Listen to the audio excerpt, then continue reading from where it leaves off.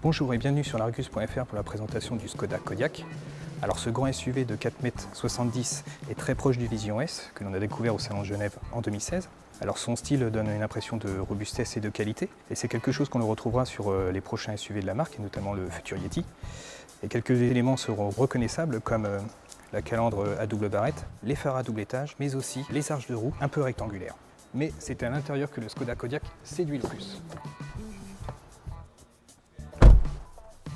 Alors première bonne impression quand on s'installe à bord du Kodiaq, c'est sa position de conduite, on est parfaitement bien installé.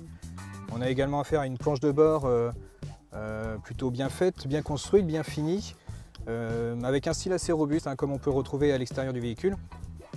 L'autre point fort également chez Skoda, c'est l'ergonomie qui est toujours bien pensée. Donc ici on a un écran tactile de 9,2 pouces, on a les commandes de climatisation qui sont regroupées aussi. Et on a également beaucoup de rangements à l'intérieur, donc ça c'est quand même très pratique. On a une double boîte à gants, donc une partie supérieure, une partie inférieure. On a également des rangements entre les sièges, de grands bacs de portière.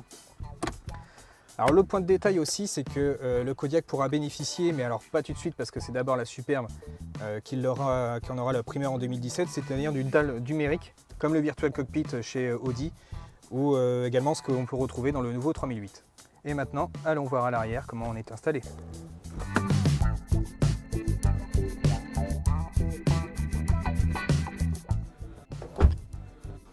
Alors à l'arrière également, on est très bien installé. Il y a beaucoup de place pour les jambes. Également une garde au toit qui est très bonne, de la largeur.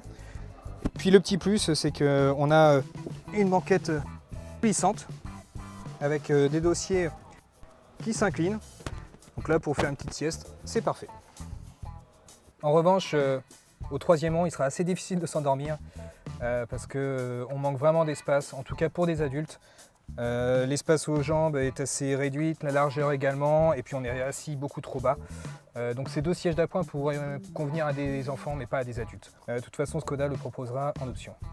Alors en plus d'offrir beaucoup de place pour les passagers, le Kodiaq a aussi un autre atout, celui d'avoir un coffre très généreux, puisqu'il peut atteindre jusqu'à 2065 litres en configuration 2 places.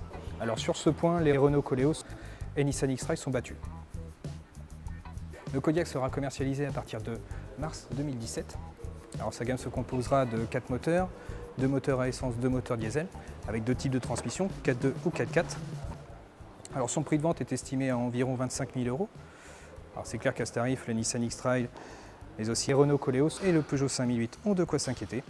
Alors en attendant les premiers essais en novembre, rendez-vous sur les réseaux sociaux et sur l'Argus.fr. Au revoir.